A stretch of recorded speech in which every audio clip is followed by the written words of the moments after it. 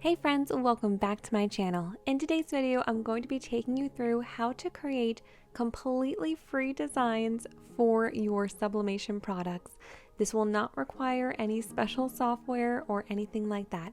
It's totally free, super simple, and so much fun once you get started. And this is actually how I've created all of my designs so far. But before we get started, if you are new here, please do consider subscribing down below.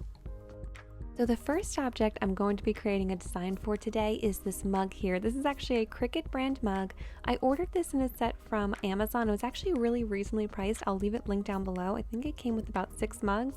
And these are my absolute favorite mugs to sublimate on. I've used some other brands, but the Cricut ones work the best. When you're sublimating on mugs, usually you want to use a template, and Cricut does have one. And if you don't have the Cricut software, you could just download the PDF from Etsy for a few dollars, but I'm not going to be using a template today. Instead, I'm just going to be measuring how large I want my image to be. So I just have a ruler here, and I'm kind of just mapping out where I want my center image to be, and I know that I don't want it to be any larger than 3.5 by 3.5. So this is the website I'm going to be using today to create all of my designs. So this is Canva. If you haven't used it before, it's very user-friendly. They do have a free version as well as a paid version. I just have the free version, so that's what I'm going to be showing you guys today. I will leave the link for this website in the description box, so be sure to check there, and everything else you see in this video will be linked there as well. So when you want to create a custom design, you can just click on custom size in the upper right hand corner. Make sure you switch it to inches, and I'm going to put 3.5 by 3.5. So here is my blank square here. And now this is going to be 3.5 inches by 3.5 inches. And I'm just going to go ahead and rename this design. That way, when I save it to my library on Canva, it is super easy to find. So now that I just renamed it Rainbow Mug, you will be able to go up here and you'll see the name saved, and it does automatically save. Sometimes I like to just save my work as I go, but usually it does just save it on its own. So over here, we're going to have some options. So right here, you're looking at a bunch of templates. And a lot of these are free. You can just click on them and rename them and just kind of work with what they have already. And they do have a bunch of really great free templates, so be sure to give those a look. But today I'm just going to be creating my own design. So I'm going to go to Elements, and I knew that I wanted a rainbow in the center of my mug. So I just typed in rainbow, and these are the ones that popped up. So if you do see this crown, that means it is a pro image, which means that is going to require the paid membership. But a lot of images, as long as they do not have that crown, will be free. So that's what we're going to be using today. And if you see up here, you also have some different options. So there's photos, graphics, video, and even some audio. This video is definitely not sponsored or anything. I just really love this website, and I found that it is the most user-friendly and has the best free images to use for creating designs. So now that I know I want to use this image right here, I'm just going to click on it, and you can very easily just reshape it, drag it wherever you like, and just make sure it's exactly how you want it. Some images you actually can alter the colors as well. Some are static, but you can kind of play around with it a little bit. So I wanted to add some text underneath my rainbow, so you're going to go over and click on text, and you're going to see a bunch of different text options here. So these are just some ones that you can kind of browse through, but if you want to change the font, you just have to go up here, and then you can just change it to anything you like. They have so many free fonts. Again, if you see the crown, that will be the pro version, so the paid version of Canva, but I'm just going to stick to the free ones today. And I'm creating this mug for a very special friend who is going to be a mom. So I just put the word mom, and I put established 2022. I'm just going to play around with it a little bit until I have it exactly where I like it. And then if you want, you can just click on the colors and change the text. So up here, you're going to see all of the colors that appear in your photo. So they kind of complement the image really well. Or you can just pick one of their default colors. And you can also just add in your own color code if you have a custom color that you are looking to replicate. Now that I'm happy with my finished design, I'm going to go ahead and save it. So you want to click up here where it says share. So then you're going to want to go down to download. You want to download this to your computer. So right here, it just says PNG, and you will see there are some other options here, but I'm just going to go ahead with PNG. I'm going to hit download so I can save it to my computer. So the next step is going to be printing out your design. So you have some options here. I'm going to show you, this is Silhouette. You might be familiar with this if you do a lot of work with Cricut. So you can definitely use Silhouette, but you can also just use Word or Pages. So I'm going to show you both. So first here in Silhouette, I'm just going to put my image into this blank page here. And I want this to be a double-sided mug, so I'm just going to duplicate my image. And then before I print it out, I want to be sure just to flip it or mirror the image. That way when I sublimate it onto my mug, it is the correct way. So here I have everything ready to go in my print preview. And when I go to print it out, I do want to make sure that I'm changing it to photo matte paper. And then you always want to set your quality to best when you're printing out images for sublimating. So if you don't want to use Silhouette, another option is just to use Pages if you have a Mac or Microsoft Word. So you just want to put your image into a blank document. And then since I'm going to be making the double-sided mug, I'm just going to do everything that I basically did before. I'm going to mirror my image and then duplicate it. And you do want to make sure that when you're putting it into a second program to print, that it is still the same exact size. So here is my sublimation paper. This is the Hiipoo brand one. I have had really great success with this brand, so that's what I'm going to continue using. And I've had some questions about the watermark on the paper. So basically you can kind of really faintly see that watermark on the back of the paper. You want to make sure that the way you're loading your paper into your printer, that you are printing on the side that does not have the watermark. So here's my images after I printed them out, and you will see that they do look a little bit faded here.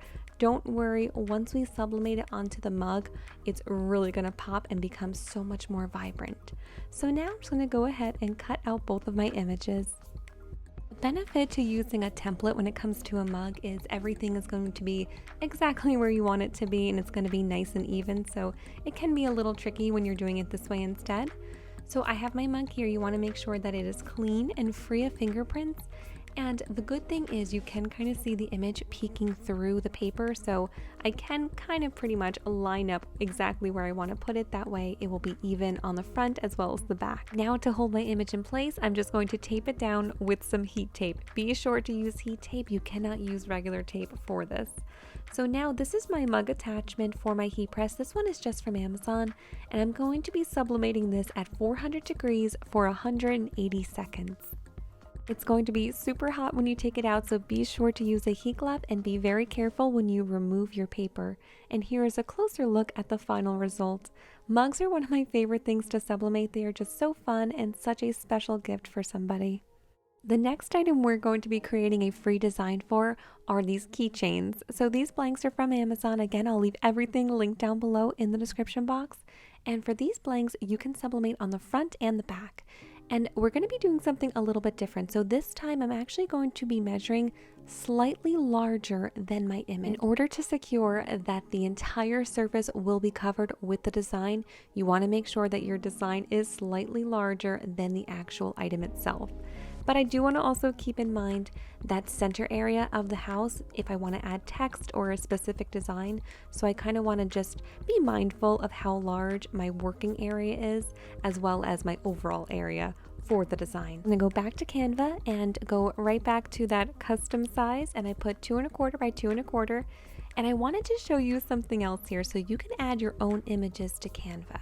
So an example for that is I knew I wanted the background to be wood grain, but when I looked up wood grain on Canva, the only free one I could find was this one here, and it really wasn't the look I was going for. I wanted something a little bit lighter. So all you have to do is just upload media here, and you can put any image you like into Canva. That way you can use it in your design. So of course, this doesn't have to be texture. You could upload a family photo or anything you like, maybe a pet photo for your design. So here I have my background of my wood grain, and then I just wanted to add a little special message on the front. So I'm just going to be using one of those free fonts and then just writing my own message and making sure I'm kind of just centering it right in the middle. That way I know it's going to fit on my finished keychain when I'm done sublimating it. To print out my design, I decided to skip silhouette and I'm just going to be using Pages here, or you can use Word. And I'm just going to make sure that everything is the correct size before I print it out. And of course, I will be flipping my image. That way, when I sublimate it, it is the correct way. And just like before, when I go to print, I'm going to be setting it to photo matte paper and making sure my quality is set to best. These ones actually did print out really light, but I promise when we sublimate them, they're definitely going to pop a lot more. And with this keychain, you actually want to make sure to remove the film. So they come with a protective film on them. You cannot sublimate on that, so you must remove that before. And what I like to do is just take a little paper towel with some rubbing alcohol on it and just make sure to clean that surface off. If you have any fingerprints on there, it might affect the design. So just be sure to make sure it's nice and clean, let it dry, and then you can use some heat tape to put it onto your design and get ready to sublimate. So for this one, I'm going to be sublimating the front first, and you do want to sublimate with the paper facing up for these keychains. I like to add a piece of printer paper, that way in case any ink leaks out, it protects my machine. And then I also did a reusable Teflon sheet on top. So for this item, I'm going to be sublimating it at 400 degrees for 45 seconds on each side.